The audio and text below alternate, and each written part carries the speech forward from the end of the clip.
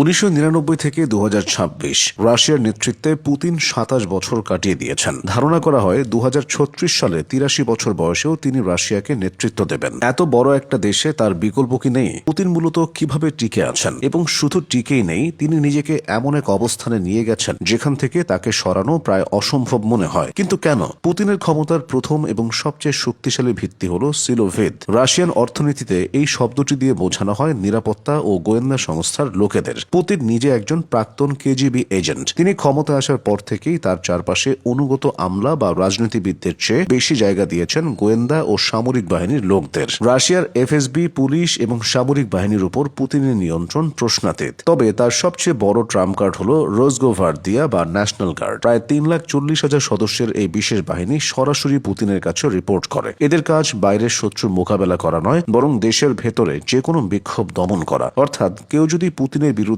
রাস্তায় নামে বা কোনো জেনারেল যদি বিদ্রোহ করতে চান, তবে তাকে প্রথমেই এই বিশাল বাহিনীর মুখোমুখি হতে হবে। রাশিয়ার ধনকুবের বা অলিগার্করা সহজে পুতিনের বিরুদ্ধে যায় না। কারণটা হলো ভয় এবং লোভের মিশ্রণ। 2000 সালের শুরুর দিকে পুতিন অলিগার্কদের সাথে একটি অলিখিত চুক্তি করেছিলেন। চুক্তিটি ছিল এমন: তোমরা রাজনীতিতে নাক গলাবে না, আমি তোমাদের সম্পদ কাড়ব না। যারা এই চুক্তি মেনেছে তারা বিলিয়নিয়ার হয়েছে, আর যারা মানেনি, যেমন মিখাইল খোদরকভস্কি, তাদের স্থান হয়েছে জেলে অথবা নির্বাসনে। সম্প্রতি দেখা গেছে যারাই পুতিনের সমালোচনা করেছেন তাদের অনেকেই রহস্যজনকভাবে জানালা দিয়ে পড়ে মারা গেছেন বা দুর্ঘটনার শিকার হয়েছেন। তাছাড়া রাশিয়ার অর্থনীতি মূলত তেল ও গ্যাস নির্ভর, আর এই বিশাল প্রাকৃতিক সম্পদের চাবিকাঠি পুতিনের হাতে। ফলে রাশিয়ার এলিট শ্রেণী জানে পুতিন না থাকলে তাদের এই বিশাল সম্পদও নিরাপদ নয়। তাদের অস্তিত্ব পুতিনের টিকে থাকার উপরে নির্ভরশীল। পুতিন জানেন বন্দুক দিয়ে শরীর নিয়ন্ত্রণ করা যায়, কিন্তু মন নিয়ন্ত্রণ করতে লাগে মিডিয়া। গত 2 দশকে রাশিয়াতে স্বাধীন মিডিয়া প্রায় বিলুপ্ত করা হয়েছে। প্রধান টিভি চ্যানেলগুলো 24 ঘন্টা ধরে